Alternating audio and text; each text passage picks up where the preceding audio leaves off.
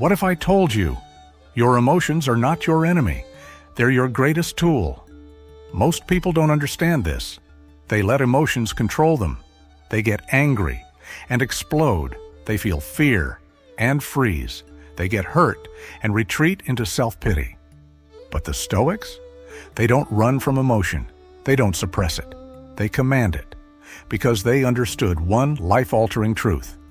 Your emotions do not define you. Your response to them does.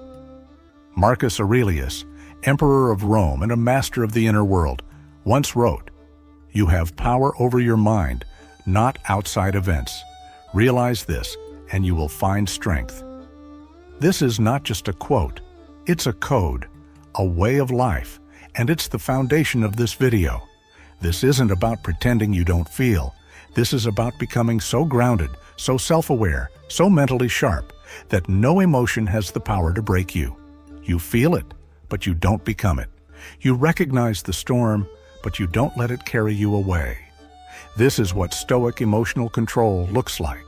Calm in chaos, stillness in noise, strength in the face of fear. And it's not just philosophy. It's power you can use. So, if you've ever lashed out in anger and regretted it, if you've ever let anxiety make you small, if you've ever felt like your emotions are a wildfire that you can't put out, then this video is exactly what you need. Because the truth is, no matter your past, no matter your habits, no matter how reactive you've been, it can all change today. In the next few minutes, I'm going to walk you through 7 timeless Stoic strategies that will transform the way you handle pressure, pain, and emotional chaos. These are not shallow tips. They are battle-tested principles used by warriors, leaders, emperors, and philosophers to stay composed when the world was falling apart. You'll learn how to respond instead of react, how to stay calm in crisis, how to take back the wheel of your inner world, no matter what's going on outside. Because the moment you control your emotions, you control your life. So, take a deep breath. Get centered. Because this is where everything begins to shift. Let's dive in. Number 1, remember you are mortal. Nothing calms the chaos of emotion faster than perspective. Memento mori. Remember, you are mortal. You don't have forever, and that's not morbid. It's liberating. Because when you truly grasp that your time is limited, you stop wasting it on things that don't matter. Marcus Aurelius, warrior, philosopher, emperor, put it simply. You could leave life right now. Let that determine what you do and say and think. Let that sink in. You could leave life right now, today, tonight, tomorrow morning. No warning, no countdown, no second chance. And that one truth makes all the noise in your mind fall silent. Suddenly, that argument doesn't matter. That person who wronged you, not worth your energy. That fear that's been keeping you stuck, not worth your future. Knowing you're mortal gives you clarity.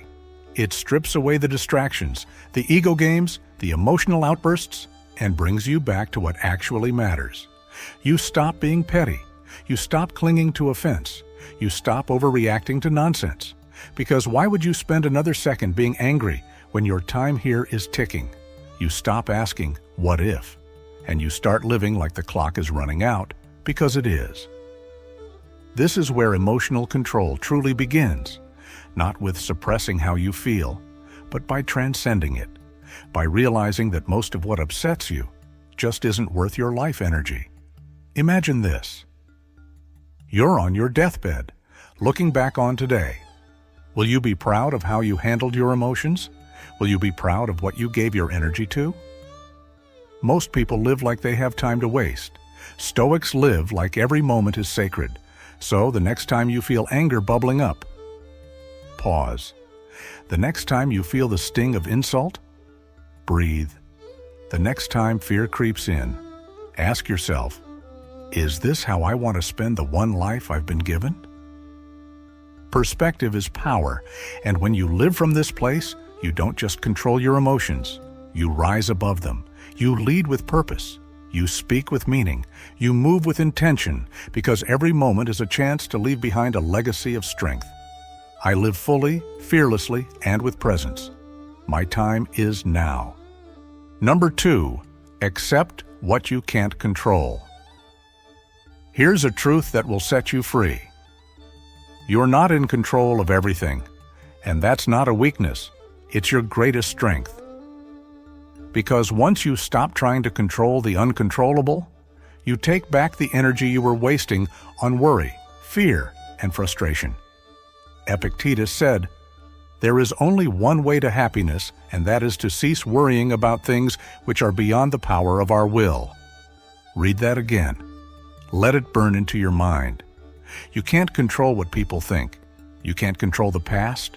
You can't control traffic, politics, the weather, or whether someone understands you. But you can control your thoughts. You can control your attitude. You can control how you respond when life doesn't go your way. This is the foundation of Stoic power. A Stoic doesn't waste emotional energy on what's outside of their sphere. They don't spiral when plans fall apart. They don't rage when someone disrespects them. They don't crumble when the world throws chaos their way. They pause, they breathe, they shift their focus inward. Because they know true strength is internal. The world can be on fire, and a Stoic remains still, because they've trained their mind to stay anchored in what they can control. Most people suffer because they resist reality. They wish people were different. They wish the past didn't happen. They fight the truth and exhaust themselves emotionally, trying to bend the world to their will. But not you, not anymore. The moment you accept what is, without resistance, you access a level of calm most people never touch.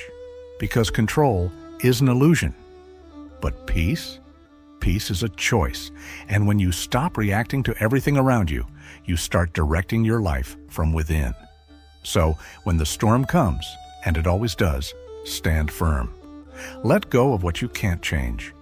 Redirect your energy to what you can, and you'll discover a freedom that no external force can shake. This is what Stoics live by.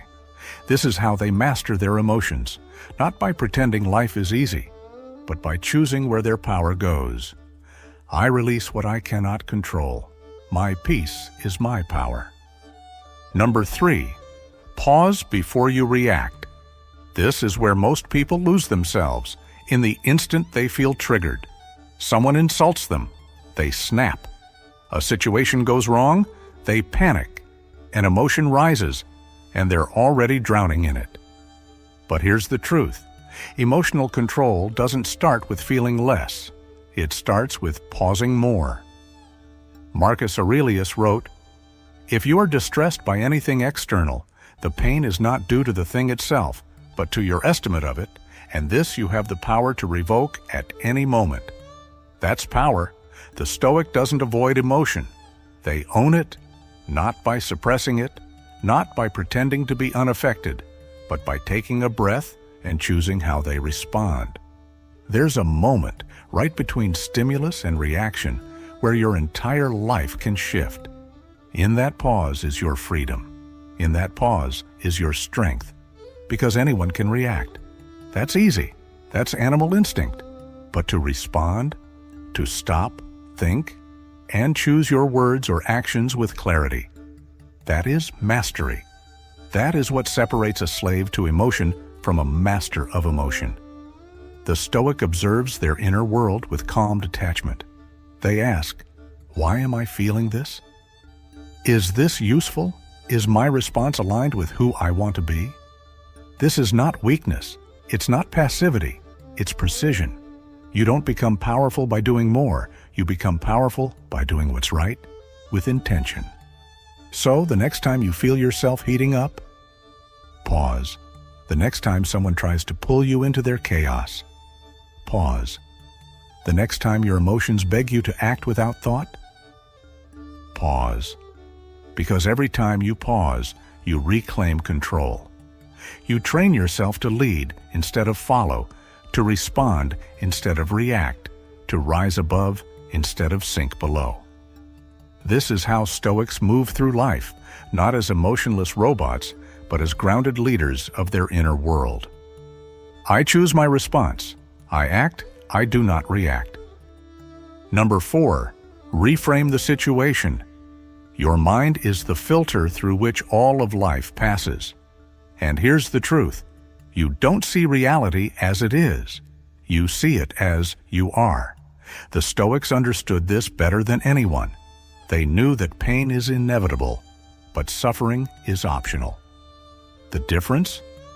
How you frame the experience. Seneca said, "A man is as unhappy as he has convinced himself he is." In other words, your interpretation creates your emotional reality. You are not at the mercy of your circumstances. You are at the mercy of your perspective. When something difficult happens, most people spiral. They say, "Why me?" But the Stoic says, "What is this here to teach me?" They reframe pain as purification. They see obstacles not as barriers, but as tests sent to sharpen their spirit. Every setback is just a setup for strength. This is the essence of mental alchemy. You take adversity and you transmute it into fuel. You take fear and turn it into focus. You take loss and use it to deepen your gratitude, your patience, your character. Because life isn't supposed to be easy. It's supposed to forge you. And reframing the situation gives you the power to rise above it rather than drown in it. Here's what that looks like in practice. Instead of saying, "I failed," you say, "I learned." Instead of saying, "This is unfair," you say, "This is training." Instead of saying, "I can't handle this," you say, "This is preparing me for more." Reframing doesn't mean lying to yourself. It means finding the meaning that makes you stronger. It's a shift from victim to warrior, from survival mode to mastery mode. So the next time life throws you into the fire, remember, you can either burn or you can become the one who walks through flames untouched. Number 5, detach from the opinions of others. One of the greatest prisons people live in is the fear of what others think. They shape their lives to fit in. They hold back their voice to avoid judgment. They shrink their light because someone might not approve. But here's the truth. You will never be free until you stop outsourcing your self-worth. Epictetus warned, if you want to improve, be content to be thought foolish and stupid. Let that sink in. If you want to grow, if you want to rise, if you want to live fully, you have to stop needing validation. The Stoic understands this deeply. They do not rise and fall with the applause of the crowd. They don't crumble under criticism or chase likes and compliments. They stand rooted in their own values, their own character, their own truth. Because opinions, they change with the wind.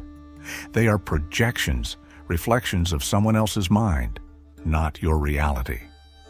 When someone insults you, it says more about their pain than your worth.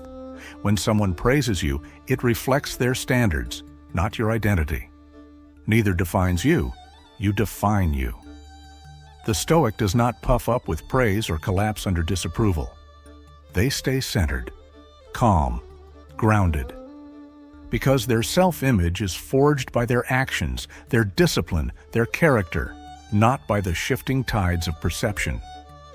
Do you know how much energy you waste worrying about how you're seen? Energy that could be used to build, to create, to grow. Detachment is not apathy. It's power. It's the ability to walk into a room and not care if you're liked, because you respect yourself. It's the strength to be misunderstood and still move forward. It's emotional mastery that says, your opinion of me is none of my business. Imagine how much freer you'd be if you stopped explaining yourself, stopped people-pleasing, stopped letting fear of rejection hold your voice hostage. That's Stoic freedom. And it begins when you choose to approve of yourself, even if no one else does. Because when you know who you are, no one can take that from you. Number 6, use negative visualization. Most people avoid imagining what could go wrong. They run from discomfort, from the possibility of loss, pain, or failure. But the Stoic? The Stoic walks toward it, eyes wide open. because true strength is built in the fire of the mind before the fire of life begins. This ancient practice is called premeditation mazlum, the premeditation of evils. It's not pessimism, it's not fear-mongering, it's training. Marcus Aurelius practiced it daily. He wrote, "Begin each day by telling yourself, 'Today I shall meet with interference, ingratitude, insolence, disloyalty, ill will, and selfishness.'" He didn't say that to feel sorry for himself. He said it so he wouldn't be surprised when life tested him. Because once you've mentally rehearsed the hardship, it no longer holds power over you. Imagine this. Before the day begins, you visualize the challenges ahead. The person who might disrespect you. The project that could fall apart. The plan that may not go your way. And you see yourself not just surviving it, but remaining calm, strong, and unshaken. You're not bracing for disaster. You're building a mind that isn't shocked when things get tough. You're preparing for life as it is, not as you wish it to be. That's emotional control. That's what makes you dangerous, in the best way. Because while others panic when things go wrong, you've already seen it, prepared for it, and accepted it. Nothing catches you off guard. Nothing shakes your foundation. And if the worst doesn't happen, even better. But you were ready. And that's the difference between a reactive life and a resilient one. The Stoic understands that life is unpredictable, people are flawed, and outcomes are uncertain. So they prepare, not with fear, but with clarity. They visualize adversity so they can meet it with power, presence, and poise. This practice removes fear because it removes surprise. And where there is no surprise, there is no emotional chaos, only steady, grounded response. This is how you become unshakable. This is how you own every situation before it even happens.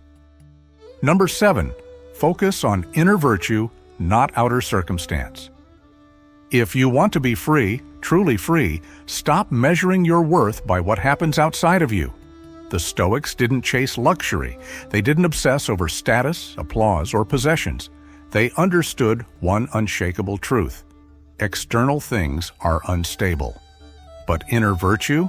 That's forever. Seneca said it best. No man is crushed by misfortune unless he has first been deceived by prosperity. He's right. The only reason misfortune breaks people is because they thought the good times meant they were safe. They built their identity on sand, on money, praise, success, relationships. And when the storm came, it all washed away. But the Stoic builds their identity on bedrock, on discipline, on integrity, on courage, on wisdom. Because those things can't be taken from you, not by a recession, not by betrayal, not even by death. This is the Stoic secret. They don't fear loss because they've anchored themselves to what can't be lost. Ask yourself, who are you when the world strips everything away? When the spotlight fades? When no one is watching? That is what defines your character. Emotional mastery begins the moment you stop outsourcing your peace to circumstance. It begins the moment you realize, I can be at peace even in chaos. I can be whole even in hardship.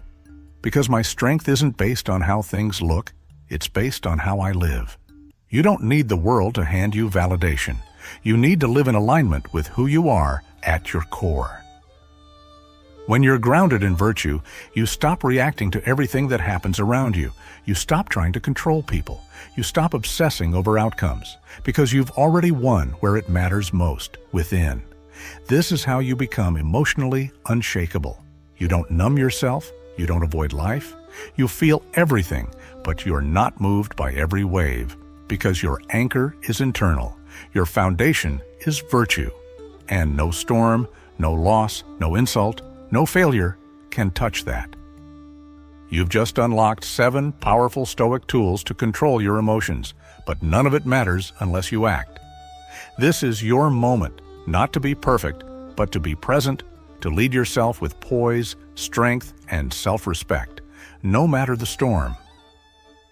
You were not born to be ruled by fear, anger, or insecurity. You were born to lead with clarity, confidence, and calm.